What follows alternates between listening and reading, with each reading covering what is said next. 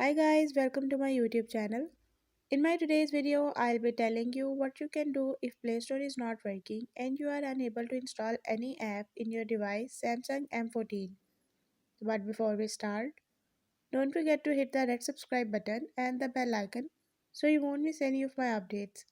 Let's watch this complete video.